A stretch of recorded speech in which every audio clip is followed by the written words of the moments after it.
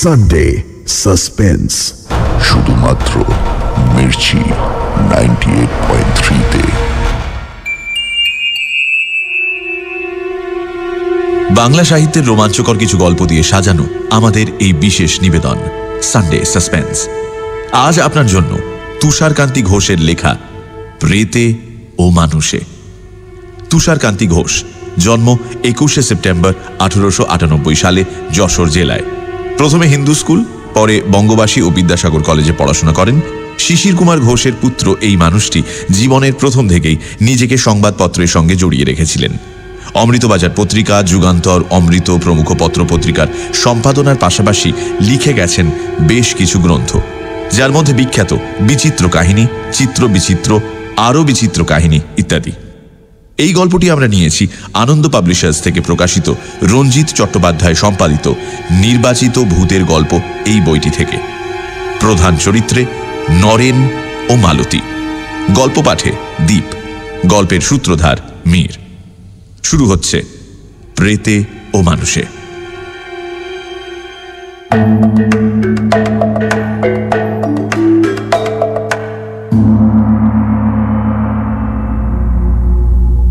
সে আজ অনেক কালের কথা। তখন বাংলার পল্লী অঞ্চল সমৃদ্ধিশীল ছিল এবং শহর অঞ্চলের এত উন্নতি হয়নি। তখন লোকের অভাব অভিযোগ কম ছিল, কারণ জিনিসপত্র ছিল খুব সস্তা। বাঙালি চাকরির জন্য পাগল হয়ে শহরে ছুটে আসত না। গ্রামের নদী, পুকুর ও শস্যক্ষেত গ্রামবাসীদের অন্ন বস্ত্রের সংস্থান করত। গ্রামের জমিদার ও অবস্থাপন্ন লোকেরা তখন গ্রামেই থাকতেন। পরিবার সকল একান্নবর্তী ছিল এবং পুরুষেরা কেউ কেউ রোজগারের জন্য বিদেশে গেলেও বাকি সকলে গ্রামেই থাকতেন। সেই সময় বাংলার জনসংখ্যা অনেক কম ছিল, সেই জন্য জমি পতিত ও জঙ্গলাকীর্ণ ছিল। গ্রামের আশপাশ নির্জন থাকাতে লোকের মন ডাকাত ও ভূত প্রেতের ভয়ে আচ্ছন্ন ছিল। তখন গঙ্গা ময়রার মতো ভূতের রোজারা বহু রোজগার করতেন। শিকড় বাকড়ে লোকের বিশ্বাস ছিল, অবশ্য তাদের গুণও ছিল যথেষ্ট। সেই কালে আমাদের যশোর জেলার কোনো এক বর্ধিষ্ণু গ্রামে শ্রী দেবেন্দ্রনাথ ঘোষ বাস করতেন। গ্রামের নাম ছিল কল্যাণপুর, আর দেবেনবাবু ছিলেন সেই গ্রামের জমিদার। তার দুমহলা চক মিলানো বাড়ি ছিল। বাইরের মহলে ছিল জমিদার বাবুর বৈঠকখানা, নায়েব গোমস্তাদের দপ্তর এবং বাইরের কোনো অতিথি এলে তাদের থাকবার ঘর। বাইরের মহলের পর উঠোন, তারপরেই অন্দর বাড়ি। বাইরের উঠোনের রক থেকে অন্দরমহলে যাবার একটি গলিপথ ছিল, অর্থাৎ বাইরের উঠোনের অন্দরের দিকের রক থেকে সেই গলিপথ দিয়ে অন্দরের উঠোনের রকে যাওয়া যেত। অন্দর বাড়ির মস্ত উঠোন, সেই দিকেই রান্নাবাড়ি, ভাড়ার ঘর, দাসীদের থাকবার ঘর ছিল। অন্দরের দোতলায় দেবেনবাবুর পরিবারবর্গ বাস করতেন। কল্যাণপুরের 10 মাইল উত্তরে উষা গ্রামে দেবেনবাবুর জমিদারি ছিল। এই গ্রামে নায়েব তহসিলদার ছিলেন রামচন্দ্র পাল। তাঁর একটি মাত্র ছেলে নরেন বা নরু। সে এবছর এন্ট্রেন্স পরীক্ষা দেবে। টেস্ট পরীক্ষায় উত্তীর্ণ হলে নরেন রামবাবুকে বলল, বাবা, আমাদের বাড়িতে তো মোটে 2টি ঘর। আমার পড়াশোনার বড় অসুবিধে হচ্ছে। ইউনিভার্সিটি পরীক্ষার আগে এই 2 মাস আমি যদি অন্য কোনো স্থানে থেকে পড়তে পারতাম, তাহলে আমি পাস সম্বন্ধে নিশ্চিন্ত হতে পারতাম। রামবাবু কথাটা বুঝলেন, কিন্তু হঠাৎ কোনো উপায়ে স্থির করতে পারলেন না। উষা গ্রাম ছিল খুব ছোট। গ্রামটি 3 দিকে জঙ্গল ও একদিকে ছিল প্রকাণ্ড মাঠ। যদিও এই গ্রামে কয়েক ঘর মধ্যবিত্ত গৃহস্থের বাস ছিল, কারোর এমন বাড়ি ছিল না যেখানে একটি খালি ঘর পাওয়া যায়। এই বিষয়ে চিন্তা করতে করতে জমিদার মশাইয়ের কথা রামবাবুর মনে পড়ল। দেবেনবাবু ছিলেন অত্যন্ত ভদ্রলোক ও দয়ালু। রামবাবু নিশ্চিত জানতেন যে তার ছেলেকে 2 মাসের জন্য স্থান দিতে জমিদার বাবু কখনো আপত্তি করবেন না। তিনি তার ছেলে নরুকে বললেন, বাবা, আমি তোমার থাকবার একটা জায়গা ঠিক করেছি। আজই কল্যাণপুরে গিয়ে বাবুমশাইকে অনুরোধ করব তিনি যেন তোমাকে পরীক্ষার অন্তত 2 মাস তাঁরই বাড়িতে রাখেন। কিন্তু বাবা, একটা কথা বলি, সেই বাড়িতে বাবুমশাইয়ের পরিবারবর্গও বাস করেন। হয়তো তারা তোমার সঙ্গে মেলামেশা করবেন, তুমি কিন্তু বাবা তাদের সঙ্গে একটু সাবধানে কথাবার্তা বলবে। তোমার 18 বছর বয়স হয়েছে, বেশি কিছু বলা তোমাকে বাহুল্য। দেখো বাবা, কেউ যেন আমার নরুর নিন্দে না করতে পারে। নরু বলল, বাবা তুমি নিশ্চিন্ত থাকো, আমাদের মনিব বাড়ির মেয়েদের সঙ্গে কিরূপভাবে ব্যবহার করতে হয় তা আমি জানি। তাছাড়া আমি তো দিনরাত লেখাপড়া নিয়েই থাকবো, তোমার ভয় নেই, তোমার ছেলের কেউ নিন্দে করবে না। রামবাবু যা ভেবেছিলেন তাই হল। জমিদার বাবু অতি আনন্দের সঙ্গে নরেনকে তাঁর বাড়িতে রাখতে রাজি হলেন। নরেন যে ঘরটি পেল তার দরজার সামনেই রক, তারপরেই উঠোন, এবং উঠোনের অপর দিকে অন্দরমহলে যাবার রক, যেখান থেকে অন্দরের উঠোনে যাবার সিঁড়িপথটি আরম্ভ হয়েছে। নরেন এই ঘরে থেকে পরীক্ষার জন্য প্রস্তুত হতে লাগল। সে অন্দরে গিয়ে খাওয়া দাওয়া করত এবং অতি শীঘ্রই জমিদার গৃহিণী ও তার কন্যাদের স্নেহ আকর্ষণ করে নিল। নরেন ছিল শান্তশিষ্ট ও বিনয়ী, সেই জন্য সে সকলের স্নেহ ভালোবাসা আকর্ষণ করতে পারত। জমিদার গৃহিণী ও কন্যারা নরেনের সঙ্গে আপনজনের মতোই ব্যবহার করতেন। এইভাবে নরেন কল্যাণপুর জমিদার বাড়িতে অধিষ্ঠিত হল। নরেন তার লেখাপড়ার একটি প্রণালী স্থির করে দিন রাত ঘন্টা কি বিষয়ে পাঠ করবে তা ঠিক করে নিল। রাতে খাওয়া দাওয়ার পরও সে 2 ঘন্টা লেখাপড়া করত। রাত ঠিক 12টা বাজলে লেখাপড়া বন্ধ করে তার ঘরের বাইরে রকে বসে হাত মুখ ধুত এবং ঘরে গিয়ে দরজা বন্ধ করে শুয়ে পড়ত। একদিন রাতে ঠিক 12টার সময় রকে বসে হাত মুখে জল দিয়ে নরেন যখন উঠে দাঁড়ালো, উঠোনের অপর দিকে অন্দরে যাবার রকের দিকে তার নজর পড়ল। নরেন দেখল যে সেখানে 19-20 বছরের একটি সুশ্রী মেয়ে দাঁড়িয়ে আছে। নরেন তাকে চিনতে পারল না। সে তাড়াতাড়ি দরজা বন্ধ করে শুয়ে পড়ল। পরদিন রাত্রে নরেন পড়ছে আর ভাবছে, কে সেই মেয়েটি?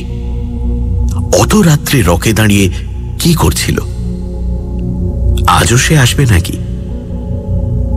নরেন পড়ে আর মধ্যে মধ্যে মেয়েটির কথা ভাবে। এই দোনামোনা করতে করতে রাত 12টা বাজল। নরেন বাইরে হাত মুখ ধুতে গিয়ে প্রথমেই ওদিকের রকে দৃষ্টি নিক্ষেপ করল। দেখল ঠিক সেইখানে সেই মেয়েটি দাঁড়িয়ে আছে। নরেন লজ্জা পেল, কিন্তু অদম্য কৌতূহলবশত মেয়েটির দিকে চেয়ে রইল। মেয়েটিও নরেনকে এক দৃষ্টে দেখছিল। ক্রমে মেয়েটি আস্তে আস্তে নরেনের দিকে এগোতে লাগল, যেন নরেনকে কি বলবে। ক্রমে মেয়েটি উঠোনে নেমে ধীরে ধীরে নরেনের দিকে আসতে লাগল, কিন্তু নরেন আর অপেক্ষা করল না। তার বুক ধড়ফড় করছিল। সে তাড়াতাড়ি ঘরে ঢুকে দরজা বন্ধ করে দিল। নরেনের সে রাত্রিরে ভালো ঘুম হল না। পরদিনও সারাদিন মনটা উচাটন হয়ে রইল। এই মেয়েটি কে? কোথাও দেখেছি বলে তো মনে পড়ছে না। এত রাত্রে সে আমার ঘরের দিকে কেন আসছিল? গোড়ায় ভাবছিলাম বাবুদের বাড়ির কোনো মেয়ে, কিন্তু তাও তো নয়। মেয়েটি কি ভালো মেয়ে নয়? অথচ মুখ দেখে তো সেরকম মনে হয় না। মুখে একটা সরল সরল ভাব, যেন আমায় কিছু বলতে চায়। দেখি আজও যদি আসে তাহলে ওর পরিচয়টা জানার চেষ্টা করব। নরেন সারাদিন এই সব কথাই ভাবল। কিছুতেই মেয়েটিকে মন থেকে সরাতে পারল না। সেদিন একটুও পড়াতে মন বসাতে পারল না। রাত 12টা। নরেন ঘরের বাইরে গিয়ে দেখল মেয়েটি আজ রক থেকে নেমে উঠোনের মধ্যে দাঁড়িয়ে আছে। নরেনকে দেখেই মেয়েটি তার কাছে অগ্রসর হয়ে এলো।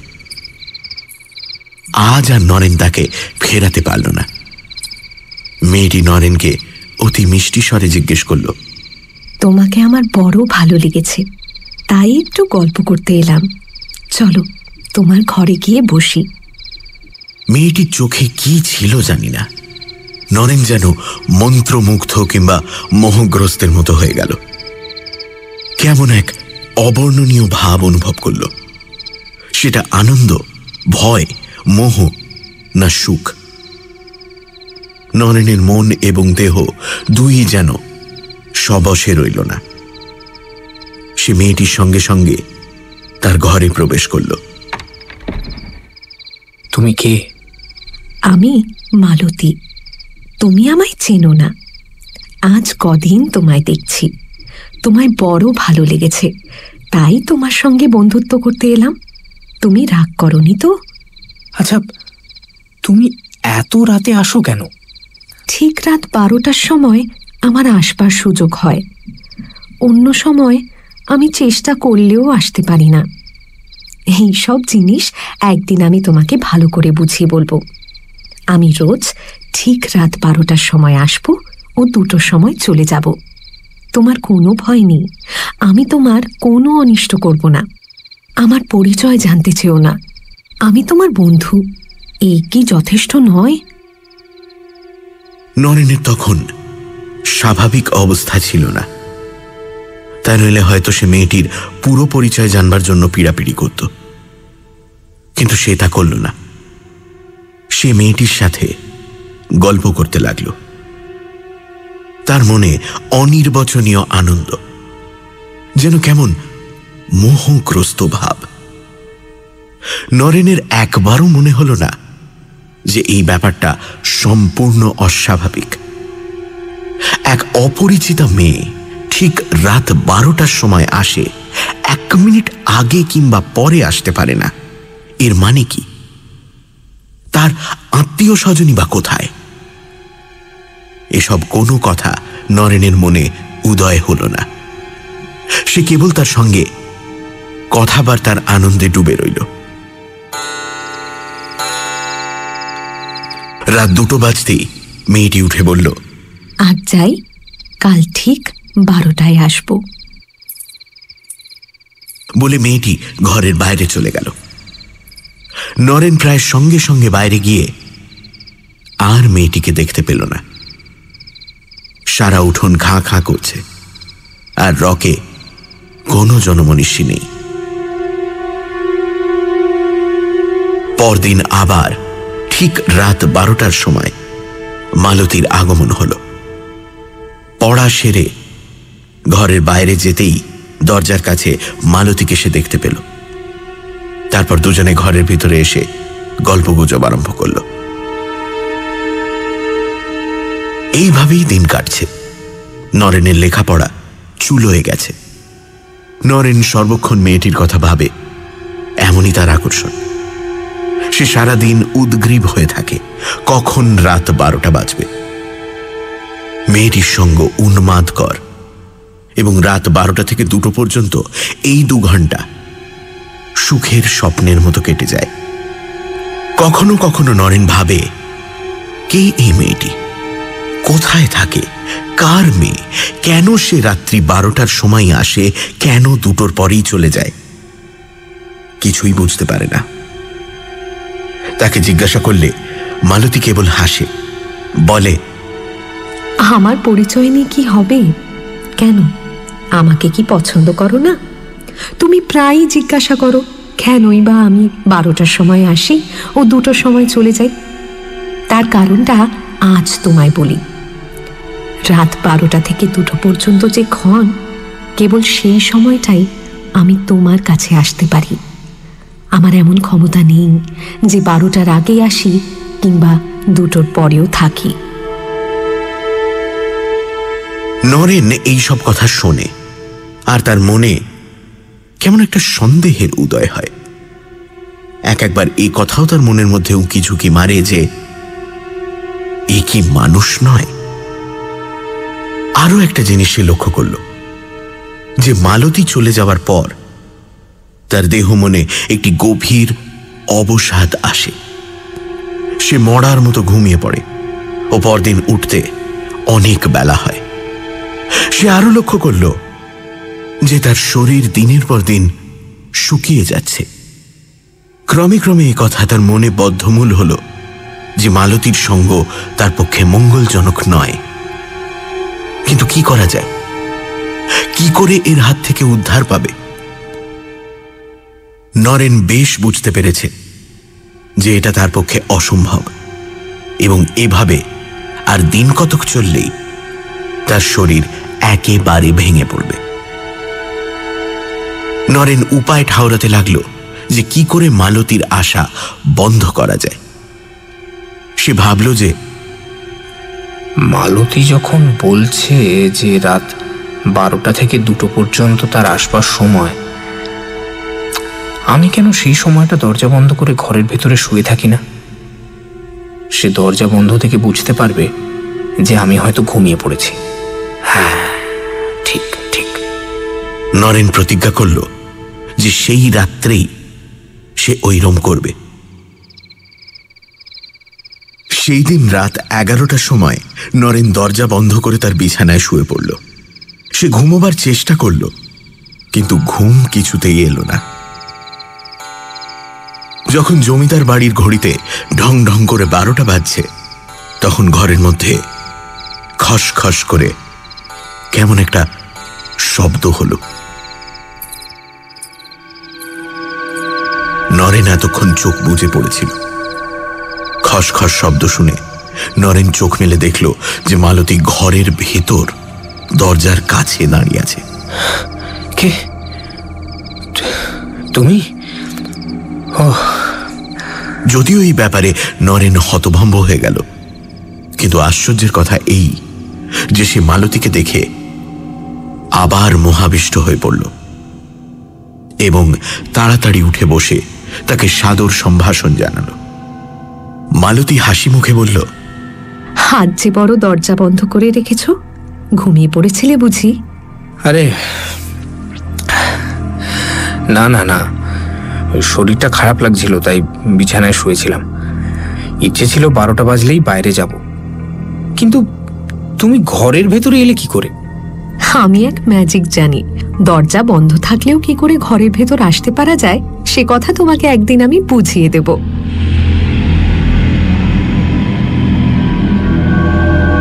সে রাত্রে মালতী চলে গেলে নরেন এক মুহূর্তও ঘুমোতে পারল না। সে কেবলই ভাবে যে মালতী কি করে ঘরের দরজা বন্ধ থাকা সত্ত্বেও ভেতরে আসতে পারল, যেটা এতদিন তার মনে উকি ঝুঁকি মারছিল। এখন সেই ধারণা বদ্ধমূল হল।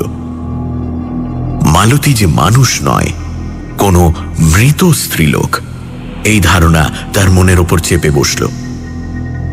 কিন্তু আত্মা তো অশরীরী, সে দেহ ধারণ করে কি করে?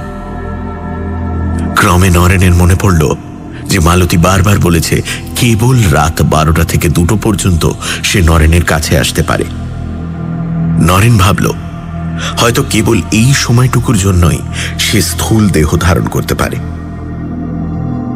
নরেনের এই সম্বন্ধে কোনো জ্ঞান ছিল না এবং কোনো স্থির সিদ্ধান্তে উপনীত হতে সে পারল না। তবে এটা সে স্থির বুঝল যে এইভাবে আর কিছুদিন চললে, পাশ করা দূরে থাকুক, তার প্রাণ সংশয় হবে। সানডে সাসপেন্স, শুধুমাত্র মির্চি 98.3-তে। গল্পের পরবর্তী অংশ ব্রেকের পর।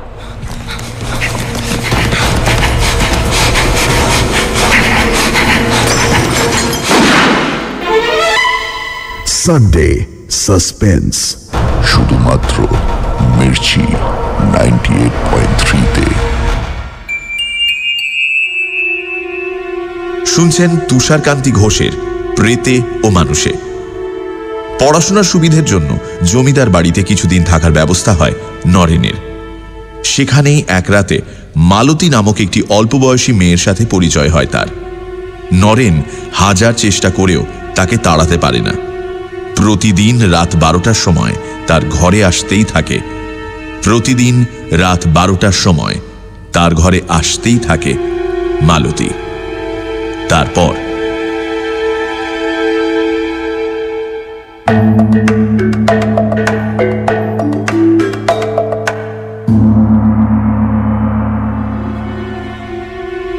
এর 2-4 দিনের ভেতরই নরেন কঙ্কাল সার হয়ে পড়ল। ভয় ও প্রেতসঙ্গ তার শরীর আর মনকে দগ্ধ করে দিল। দিন রাত তার খাওয়া নেই, ঘুম নেই, কেবল রাত্রে ওই 2 ঘন্টা সে ভুলে থাকে। এমনই মালতীর আকর্ষণ, আর এমনই নরেনের মোহ।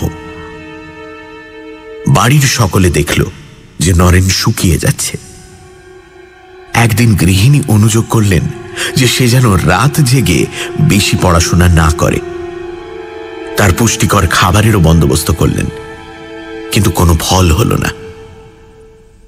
তখন গৃহিণী একদিন জমিদার বাবুকে নরেনের শারীরিক অবস্থার কথা জানালেন। দেবেনবাবু নরেনকে ডেকে পাঠালেন ও তাকে বহু প্রশ্ন করলেন।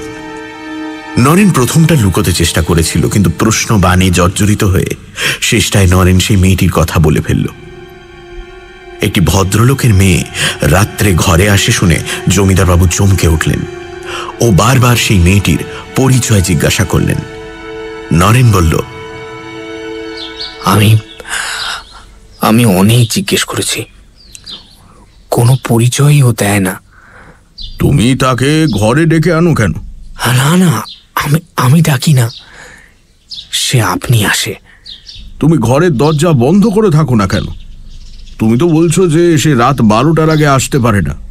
তুমি তার আগেই দরজায় খিল দিয়ে শুয়ে পড়ো না কেন? আমি দরজা বন্ধ করে দেখেছি, দরজা বন্ধ থাকলেও সে ঘরে আসে। জমিদারবাবু অবিশ্বাসের হাসি হেসে বললেন, তুমি কি গাঁজাখুরি কথা বলছো? দরজা বন্ধ থাকলে সে আসবে কেমন করে? তা জানি না, বোধহয় তার কোনো অমানসিক ক্ষমতা আছে। আমি তাকে জিজ্ঞাসা করেছিলাম, সে খালি হাসে আর বলে, একদিন বুঝতে পারবে, একদিন বুঝতে পারবে। নরেনের কথা শুনে দেবেনবাবু বিস্ময়ে অভিভূত হয়ে পড়লেন। তিনি বুঝতে পারলেন না যে রহস্যটা কি। তিনি নরেনকে ভালোভাবে জানতেন যে সে সত্যবাদী ও সৎ। বিশেষ করে তার সামনে সে কখনোই মিথ্যে কথা বলবে না। তিনি নরেনকে বললেন, তুমি আমাকে এই ব্যাপারটা দেখাতে পারো? হ্যাঁ, নিশ্চয়ই পারি। আপনি রাত 12টা বাজার একটু আগে থাকতে আমার এই পাশের ঘরটায় লুকিয়ে থাকবেন, তাহলে সবই দেখতে পাবেন, সবই শুনতে পাবেন। দেবেনবাবু তখনই নরেনের ঘরে গেলেন ও দরজা জানলা সব তন্ন তন্ন করে পরীক্ষা করে বুঝলেন যে দরজা বন্ধ থাকলে বাইরে থেকে সে ঘরে আসা একেবারে অসম্ভব। এই ঘরের পাশেই একটি ছোট ঘর ছিল এবং এই 2 ঘরের মধ্যে একটা ছোট জানলা ছিল। দেবেনবাবু ভেবে দেখলেন যে ওই জানলাটা খুলে যদি কেউ আলো নিভিয়ে ওই ছোট ঘরটায় লুকিয়ে থাকে, তাহলে নরেনের ঘরের সব ব্যাপারই সে লক্ষ্য করতে পারবে। দেবেনবাবু মনে মনে এই প্ল্যান স্থির করে রাত্রির জন্য অপেক্ষা করলেন। রাত 12টার কিছু আগে দেবেনবাবু সেই ছোট ঘরটায় গিয়ে ছোট জানলাটার আড়ালে লুকিয়ে রইলেন, কিন্তু নরেনের ঘরের ভেতর তীক্ষ্ণ দৃষ্টি রাখলেন। নরেন দরজা বন্ধ করে শুলে তিনি দরজাটির দিকে এক দৃষ্টে চেয়ে রইলেন, যাতে তার দৃষ্টি এড়িয়ে মেয়েটি ঘরের ভেতর না আসতে পারে। দেবেনবাবু এইভাবে চেয়ে আছেন আর নরেনের ঘরের আলো জ্বলছে। ঠিক 12টার সময় তার চোখে কেমন যেন ধাঁধা লাগলো। তিনি মুহূর্তের জন্য চোখ বুজলেন। তখনই চোখ চেয়ে দেখলেন যে একটি সুন্দরী মেয়ে নরেনের ঘরের ভেতরে দরজার কাছে দাঁড়িয়ে আছে। কিসে কি হলো তিনি ব্যাপারটা কিছুতেই বুঝতে পারলেন না। তারপর মালতী ও নরেন যখন কথাবার্তা বলতে আরম্ভ করল, দেবেনবাবু চুপি সারে সে ঘর থেকে চলে গেলেন। মালতী যে প্রেতিনী সে বিষয়ে তার আর কোনো সন্দেহই রইল না।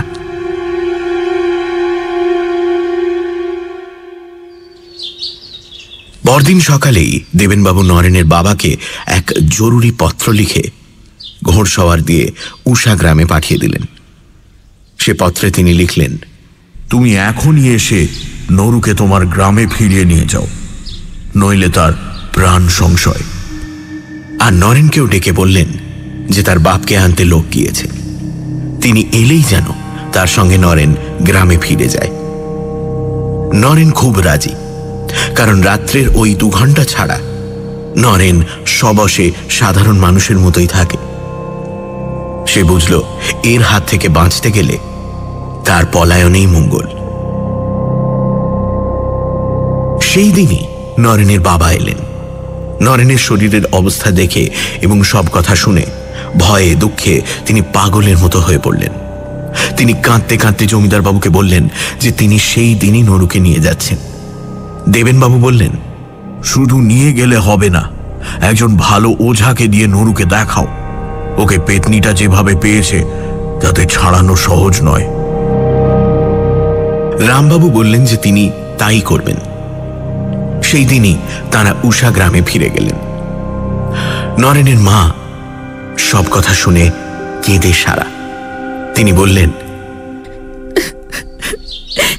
পরীক্ষা মাথায় থাকুক, ছেলের প্রাণ বাঁচানোটা তো আগে দরকার। নরেনও এত দূর চলে এসে আর বাবা মাকে নিকটে পেয়ে মনে অনেকটা বল পেল। সে ভাবল প্রেতিনীটাকে আর এত দূরে আসতে হবে না। সে সকাল সকাল খেয়ে দিয়ে তার ঘরে শুতে গেল, কিন্তু ঘুম আর আসে না। ক্রমেই রাত হচ্ছে, আর নরেন ভাবছে সে কি এখানেও আসবে নাকি। এইভাবে রাত 12টা বাজল, আর সঙ্গে সঙ্গে নরেন দেখল যে মালতী ঘরের ভেতরে দাঁড়িয়ে আছে। নরেন ভয় পেল, কিন্তু সেই অদম্য মোহ। সে উঠে মালতীকে সম্ভাষণ করল। মালতী, তুমি যে এখানে চলে এলে, তুমি কি ভাবছো? আমি ভাবছি তুমি এখানে এলে কি করে। আমার শরীরটা খারাপ হয়েছে বলে বাবা আমাকে নিয়ে এসেছেন। তুমি সত্যি বলছো? তোমাকে আমার কাছ থেকে ছাড়াবার চেষ্টা হচ্ছে না তো? সে কিন্তু কেউ পারবে না, তা যত চেষ্টাই না করো। তুমি কি এতদিনেও বুঝতে পারোনি যে আমি কে? তোমাকে আমার খুব ভালো লাগে, আমি কখনো তোমার অনিষ্ট করব না। কিন্তু তুমি যেখানে যাবে আমিও যাব। তুমি যত দিন বেঁচে থাকবে এইভাবে আমি আসব। তোমার মৃত্যুর পর আমরা চিরকাল একসঙ্গে থাকব। মালতীর কথা শুনে নরেনের বুক কেঁপে উঠল। যদিও সে আগেই বুঝেছিল যে মালতী মানুষ নয়, কিন্তু এমন খোলাখুলি ভাবে সে কথা এর আগে কোনোদিন হয়নি। যখন মালতী বলল, কেউ তোমাকে আমার কাছ থেকে ছাড়াতে পারবে না, তখন ভয়ে নরেনের সর্বাঙ্গ শিথিল হয়ে এলো। সে যদিও অন্য দিনের মতো হাসি খুশির ভান করল, কিন্তু ক্ষণে ক্ষণে তার মুখ শুকিয়ে উঠতে লাগল।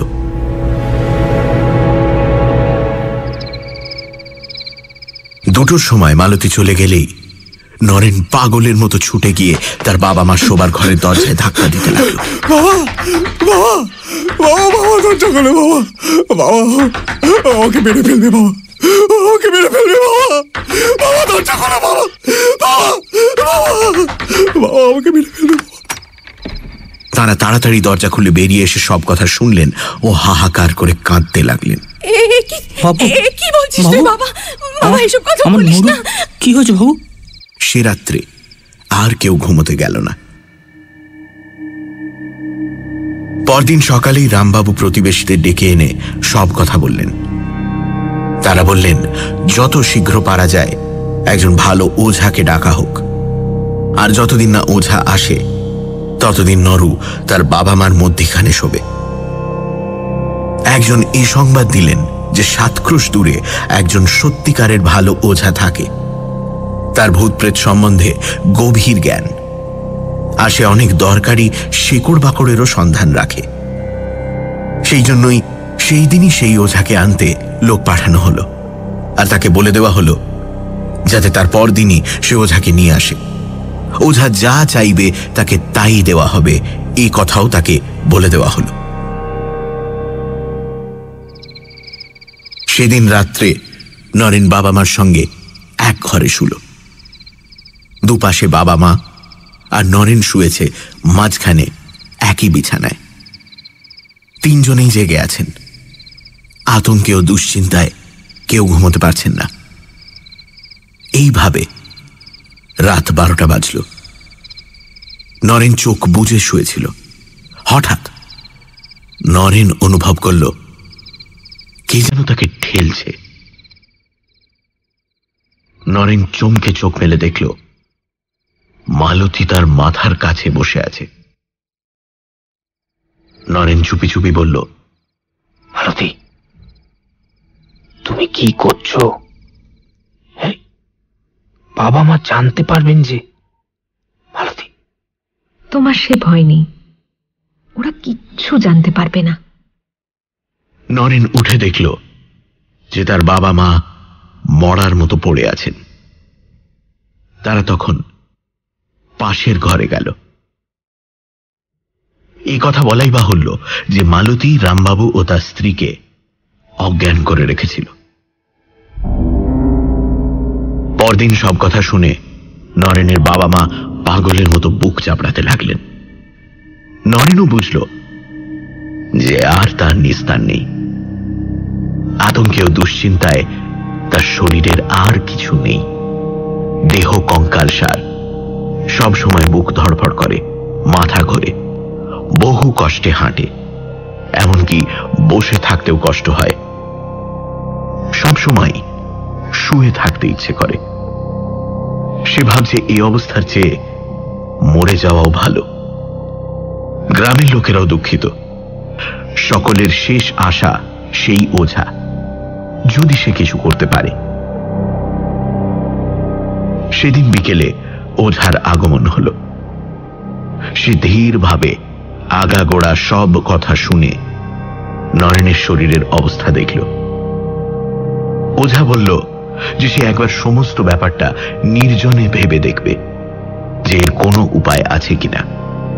সে স্পষ্টই বলল যে মেয়েটা যেভাবে নরেনকে গ্রাস করে বসে আছে তাতে তাকে ছাড়ানো খুব শক্ত। এই বলে ওঝা এক নির্জন গাছতলায় গিয়ে বসল। ঘণ্টা 2 বাদে সে ফিরে এসে বলল যে একটা উপায় সে বার করেছে, কিন্তু খুব বিপজ্জনক উপায়। সে রামবাবুকে তার আত্মীয় স্বজন এবং প্রবীণ প্রতিবেশীদের ডেকে আনতে বলল। ওঝা তাদের সামনে তার কথা বলবে, এবং যদি সকলের মত হয় তাহলে নরেনের ব্যাপারের ভার নেবে। ওঝার কথা মতোই তখনই আত্মীয় স্বজন এবং প্রতিবেশীদের ডাকা হলো। তারা সকলেই রামবাবুর হিতৈষী এবং নরুর মিষ্ট স্বভাবের জন্য তাকে ভালোবাসেন। তারা সকলেই ওঝাকে বিশেষ অনুরোধ জানালেন যে উপায়ই হোক নরুকে যেন এই ভীষণ বিপদ থেকে রক্ষা করা হয়। ওঝা তাদের বলল, আপনারা তো নরেনবাবুর অবস্থা দেখছেন। এইভাবে চললে 1 মাসের মধ্যে ওর মৃত্যু নিশ্চিত। কেবল একটি মাত্র উপায় আছে যাতে ওকে বাঁচানো যায়, কিন্তু সেই উপায়ের আরেকটি দিক আছে, সেটাও আপনারা ভেবে দেখুন। আমার মতলব যদি সফল হয় তাহলে চিরকালের জন্য নরেনবাবু প্রেতিনীর হাত থেকে উদ্ধার পাবেন, কিন্তু যদি অকৃতকার্য হই তাহলে এক্ষুনি ওর প্রাণ যাবে। এখন আপনাদের ভেবে দেখতে হবে যে আপনারা 1 মাসের মধ্যে নরেনবাবুর নিশ্চিত মৃত্যু চান, নাকি তাকে চিরতরে বিপদ মুক্ত করতে চান। যদিও এতে আজই ওর প্রাণ যেতে পারে। আপনারা বেশ করে ভেবে আমায় জবাব দিন। রামবাবুর স্ত্রী দরজার আড়ালে বসে শুনছিলেন। তিনি কেঁদে উঠলেন, অস্ফুট স্বরে বললেন, না না বাপরে, যাতে আজই আমার ছেলের প্রাণ যেতে পারে তাতে আমি কখনোই মত দেব না। রামবাবু দ্বিধার মধ্যে পড়ে গেছেন, কিন্তু তিনি পুরুষ মানুষ। তিনি ওঝার কথাটি ভালো করে বিবেচনা করতে লাগলেন। একজন বৃদ্ধ প্রতিবেশী ওঝাকে অনুরোধ করলেন সে যাতে তার সমস্ত মতলবটা ভেঙে বলে। আমি বলবো না তো, আমি কাউকে কিছুই জানতে দেব না। আমি শুধু নরেনবাবুকে যা যা করতে হবে বুঝিয়ে দেব। তবে এই সম্বন্ধে আনুষঙ্গিক ব্যাপারও কিছু আছে, তা কিন্তু আপনাদের করে দিতে হবে। এরূপ জীবন মরণের কথায় বাপমার মতি স্থির করা খুব শক্ত। তারা একবার এদিকে ভাবেন, একবার ওদিকে। প্রতিবেশীরা তখন তাদের বোঝাতে লাগলেন, তোমরা কি চাও না যে নরেন সুস্থ শরীরে সুস্থ মনে স্বাভাবিকভাবে বেঁচে থাক? দিন কতকের মধ্যে ওর প্রাণ তো যাবেই। এরম ভাবে দিন কতক বেশি বেঁচে থেকে লাভ কি? আমাদের মত হচ্ছে ওঝার কথা মতো চলা। যখন আর কোনো উপায় নেই তখন এই উপায়ই আমাদের নিতে হবে। যদিও কথাটা তাঁরা বুঝলেন, তবুও মা বাপের মন। রামবাবু আর তার স্ত্রী দোনামোনা করতে লাগলেন। যে কাজে আজই ছেলের মৃত্যু হতে পারে, কেমন করে তাঁরা তাতে মত দেন। কিন্তু নরেনই এ সমস্যার সমাধান করে দিল। নরেন বলল যে তার বর্তমান অবস্থায় সে একদিনও বেঁচে থাকতে চায় না। সে ওঝাকে পরিষ্কার বলল, আপনি আমাকে বাঁচাতে পারেন তো ভালো, নয়তো আজই আমার জীবন শেষ করে দিন। আমি এ নরক যন্ত্রণা আর একটা দিনও সহ্য করতে পারছি না। আমি পারছি না। তোমরা কিছু করো, মানা করো। এইসব কেন বলছে আমার ছেলে? নরেনের বাবা মা কাঁদতে লাগলেন, আর আত্মীয় স্বজনরা বোঝাতে লাগলেন। শেষে সর্বসম্মতিক্রমে স্থির হল যে ওঝার উপর সম্পূর্ণ ব্যাপারটা ছেড়ে দেওয়া হোক। সে বলল, আজ তো সন্ধে হয়ে গেছে, আজ আর কিছু হবে না। আর একটা রাত্রি নরেনবাবু এইভাবেই থাকুন। কাল আমি এ ব্যাপারে একটা হেস্ত নেস্ত করব। তবে এখানে হবে না, যেখানে নরেনবাবুর সঙ্গে তার প্রথম দেখা হয়েছিল সেইখানে যেতে হবে। শেষকালে স্থির হল ওঝা ও নরেন রামবাবুর সঙ্গে পরদিন সকালে কল্যাণপুরে জমিদারের বাড়িতে যাবে। সে রাত্রে মালতী নরেনকে বলল, তোমায় আগেও বলেছি, এখনো বলছি যে কেউ তোমাকে আমার হাত থেকে কেড়ে নিতে পারবে না। আমি কখনো তোমার কোনো অনিষ্ট করব না। তুমি আগে যেখানে ছিলে সেখানে ফিরে যাও। আমার এখানে আসতে কিছু কষ্ট হয়। বেশ, তাই হবে। কালই আমি কল্যাণপুর ফিরে যাব। পরদিন কল্যাণপুরের জমিদার বাড়িতে রামবাবু, নরেন ও ওঝা উপস্থিত হল। ওঝা দেবেনবাবুকে বিষয়টা বুঝিয়ে দিল এবং বলল, আপনাকে কিছু সাহায্য করতে হবে আমার। দেবেনবাবু খুব আগ্রহের সঙ্গে সব কথা শুনলেন আর বললেন, তুমি যা চাও করব। নরু আমার ছেলের মতো। তাছাড়া মনুষ্যত্বের দিক দিয়েও এই পৈশাচিক ব্যাপারে যাতে অবসান হয় তাতে আমি সর্বপ্রকার সাহায্য করতে বাধ্য। না না, আপনাকে বেশি কিছু করতে হবে না। আপনি শুধু নরেনের ঘরটি খুব ভালো করে সাজিয়ে দিন। ঘরটি ঝেড়ে মুছে তক্তপোষ সরিয়ে সেখানে একটি খাট পেতে দিন। আর ঘরটি আর বিছানাটি নানা রকম ফুল ও মালায় সজ্জিত করুন তো। সব বন্দোবস্ত কিন্তু সন্ধ্যের মধ্যেই শেষ করতে হবে। এতে আর কষ্ট কি, সন্ধ্যের মধ্যেই এই বন্দোবস্ত হয়ে যাবে। রাত 10টার সময় ওঝা নরেনকে নিয়ে সেই ঘরে ঢুকে দরজা বন্ধ করে দিল। সেখানে ওঝা নরেনকে তার মতলবটা ভেঙে বলল আর খুব ভালো করে নরেনকে বুঝিয়ে দিল তাকে কি করতে হবে আর কি বলতে হবে। শেষকালে ওঝা বলল, নরেনবাবু, আপনার জীবন এখন আপনার হাতে। ভূতনাথ মহাদেবের কাছে প্রার্থনা করি যে তিনি আপনার বুকে বল দিন। রাত্রি 12টার কিছু আগে ওঝা ঘর থেকে বেরিয়ে গেল। ঠিক রাত 12টায় মালতীর আগমন হল। নরেন খুব আগ্রহের সঙ্গে তাকে আহ্বান করল এবং সাজানো খাটে বসতে বলল। আজ এ কি ব্যাপার? এমন খাট, এত ফুলের মালা, এ কার জন্য? কেন, তোমার জন্য। আর তার পুরস্কারও তো পেলাম। এর আগে তো কখনো তুমি দুবার আসনি। দুবার মানে? আমি আবার কখন এলাম? সে কি, তুমি এর মধ্যে ভুলে গেলে? তুমি রাত 10:30টার সময় এলে আর বললে যে তুমি ফুল নিয়ে সাজানো ঘর দেখে আজ আগেই এসেছ। আমার সঙ্গে ফুল নিয়ে, মালা নিয়ে কত কাড়াকাড়ি করলে। এ দেখো না, বিছানাতে ছেঁড়া মালা, ছেঁড়া ফুল পড়ে রয়েছে। এই তো 15 মিনিট হলো তুমি গেছো, এর মধ্যে সব ভুলে গেলে? ভুলে গেছো না আমার সঙ্গে তামাশা করছো? হ্যাঁ। নরেনের কথা শুনতে শুনতে মালতীর হাসি মিলিয়ে গেল। মুখ হলো অসম্ভব গম্ভীর আর চোখ দিয়ে আগুন বেরোতে লাগলো। তুমি আমার সঙ্গে ছলনা করছো না তো? আমার গা ছুঁয়ে বলো তো, আমি আজ রাত্রিবেলা আগেও এসেছি কিনা? নরেন তখনই তাই করল। মালতী আর কোনো কথা না বলে এক মনে ভাবতে লাগলো। মালতীর মুখের সৌন্দর্য গেছে মিলিয়ে, মুখ রাগে কালো হয়ে গেছে আর থমথম করছে।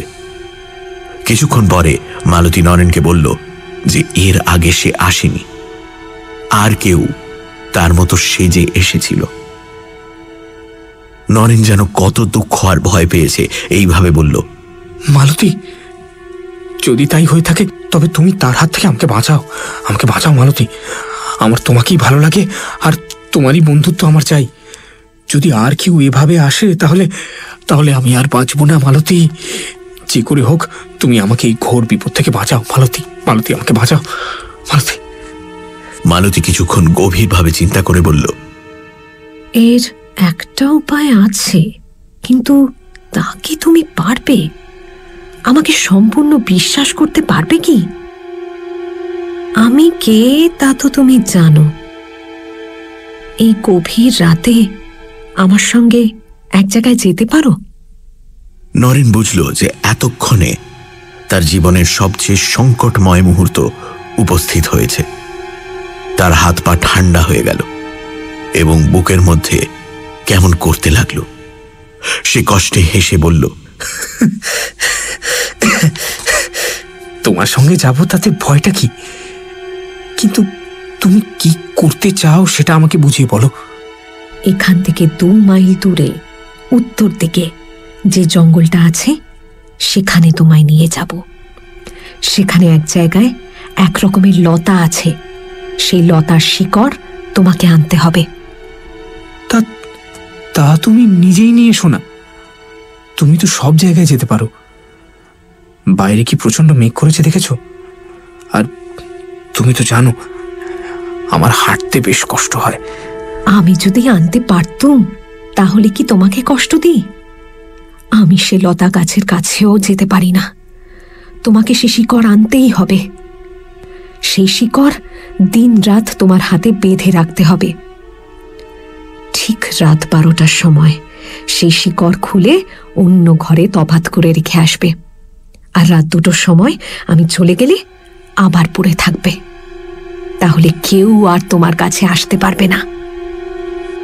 নরেন আর কিছু বলল না এবং তারা দুজন ঘর থেকে উঠোনে নামল। ক্রমে উঠোনের বাইরে এসে গ্রামের উত্তর দিকে যেতে লাগলো।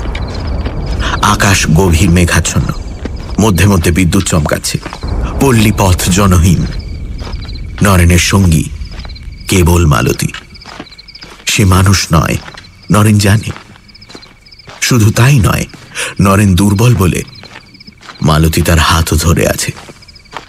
মালতী তাকে বলল, এখন তুমি বেশি পরিশ্রম করো না, তুমি আমার কাঁধে ভর দিয়ে চলো। মনে রেখো, আসবার সময় আমি তোমার কাছে থাকতে পারবো না, তোমাকে নিজেই আসতে হবে। এইভাবে তারা দুজনে যাচ্ছে। গ্রাম্য পথ ছেড়ে তারা ধান ক্ষেতের দিকে গেল এবং সরু আলের ওপর দিয়ে যেতে লাগল।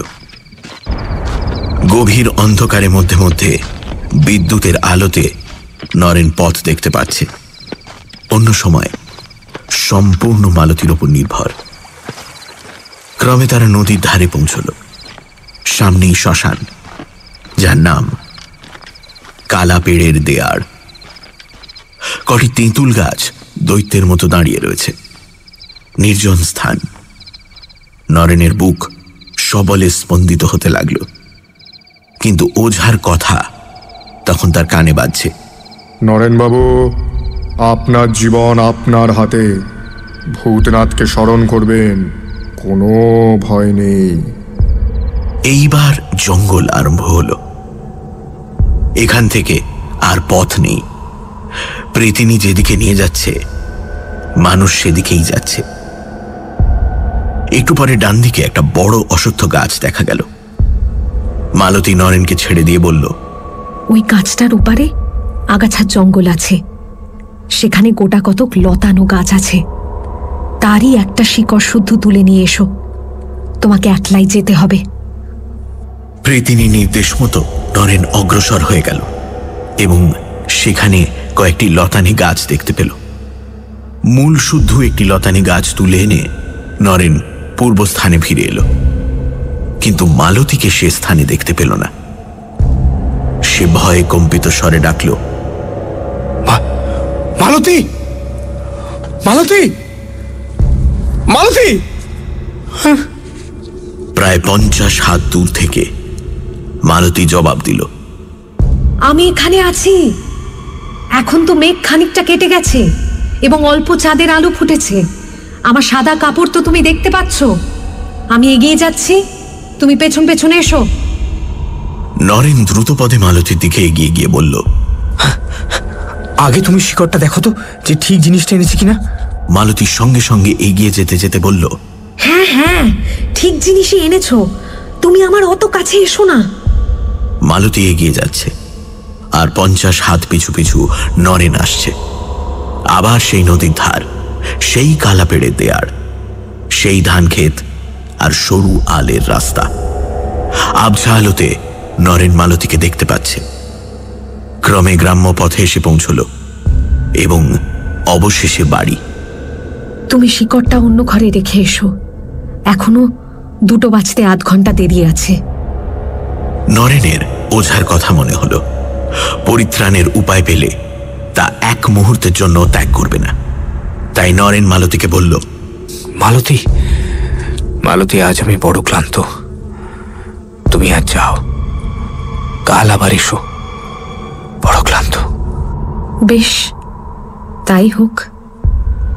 এখনই শিকড়টা হাতে বেঁধে ফেলো, কাল রাত 12টার সময় আবার খুলে রেখো।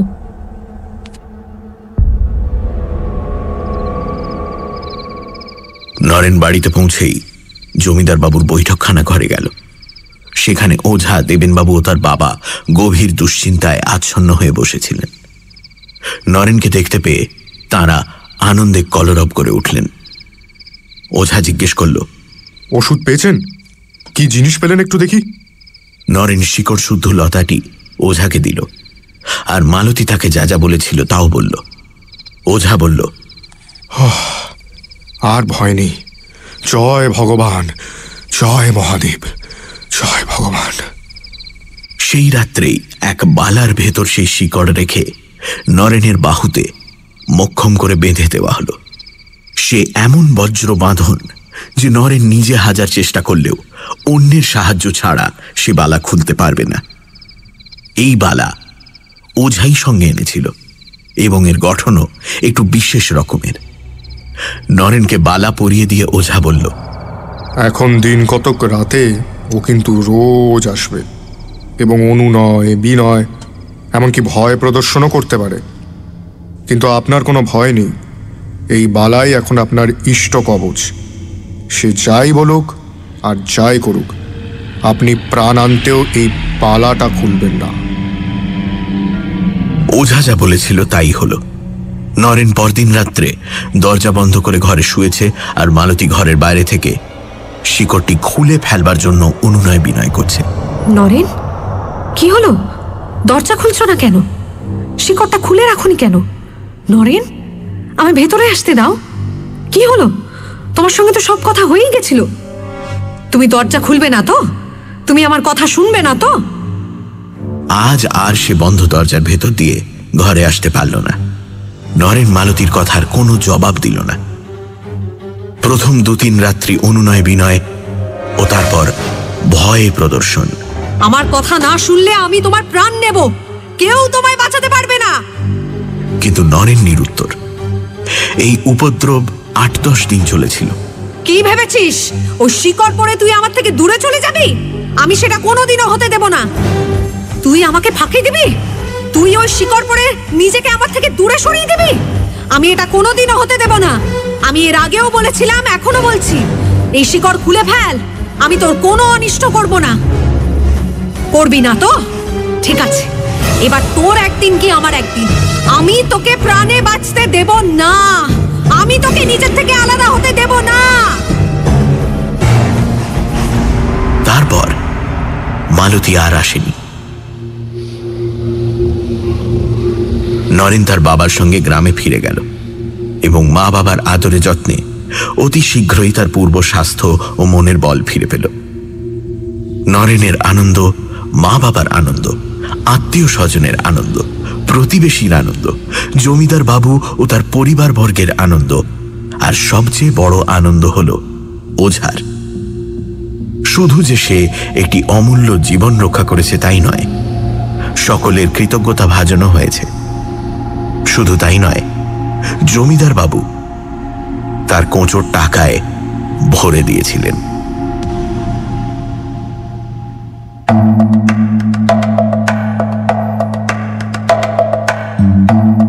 শুনছিলেন প্রেতে ও মানুষে, রচনা তুষারকান্তি ঘোষ, গল্প পাঠে এবং জমিদার ও প্রতিবেশীর ভূমিকায় দীপ, গল্পের সূত্রধার মীর, নরেনের ভূমিকায় সোমক, মালতীর ভূমিকায় রিয়া, ওঝার চরিত্রে অগ্নি, মা অয়ন্তিকা ও বাবার চরিত্রে অমর্ত্য। শব্দগ্রহণ, আবহ সঙ্গীত এবং স্পেশাল এফেক্টসে রিচার্ড, বিশেষ সহযোগিতায় সোমক। পর্ব পরিচালনায় রাইট ব্রাদার্স থেকে অনির্বাণ ও অভিষেক। সমগ্র পরিকল্পনা ও পরিচালনায় ইন্দ্রাণী।